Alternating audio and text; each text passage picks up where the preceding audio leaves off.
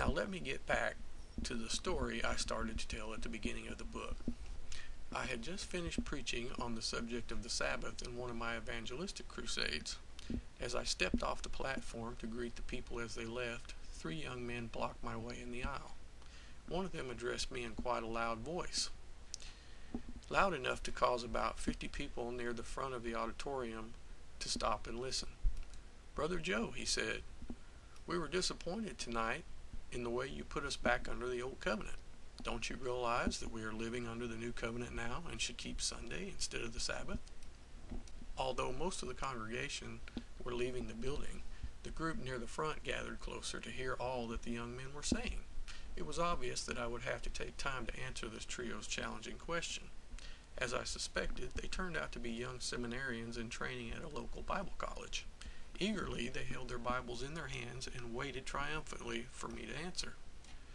Usually, I don't like debating controversial matters in a public forum for fear of stirring combative natures, but there seemed to be no way to avoid dealing with these ministerial students.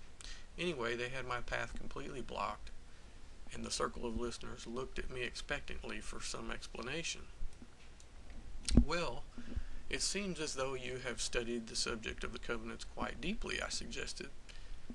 "Oh yes," they affirmed, "we know all about the covenants." "Good," I replied.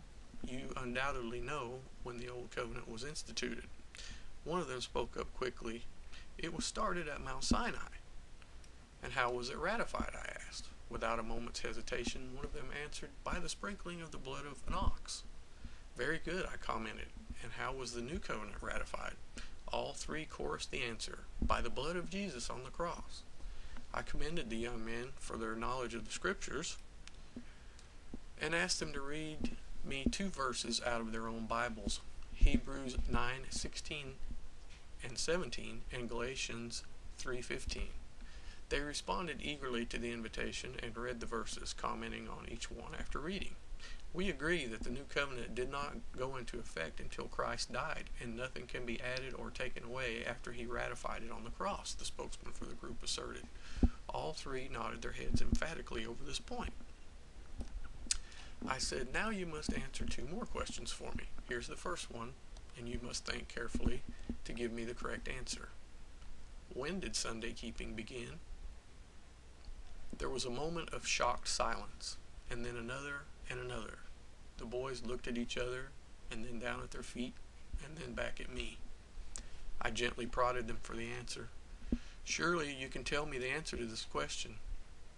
You have known all the others, and have answered correctly.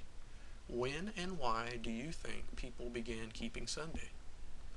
Finally, one of them said, "We keep Sunday in honor of the resurrection of Jesus." I said, "Then I must ask you my last question. How could Sunday keeping be a part of the new covenant? You just stated that nothing could be added after the death of Christ.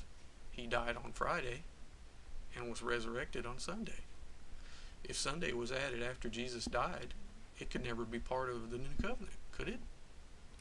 The 3 young men shuffled their feet, looked helplessly around, and one of them said, "We'll study into that and get back to you later." Then they fled from that auditorium as fast as they could go. I can assure you also that they never returned to talk further about the covenants. The fact is that Sunday keeping, even if it had started on the day of the resurrection, would have been 3 days too late to get into the new covenant. Both the Bible and history prove that the Apostolic Church never observed Sunday. It was added much, much later as a result of the gradual apostasy that developed in the early centuries of the Church and that culminated in the pagan accommodation of Constantine in AD 330.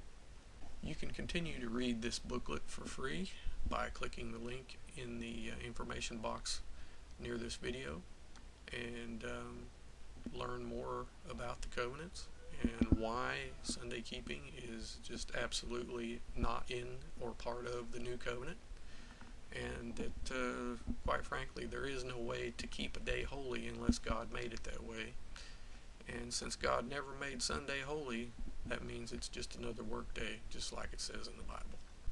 Please visit amazingfacts.org, and there are many, many other free books that you can download and read and learn the truth about God's will for you and about His coming kingdom.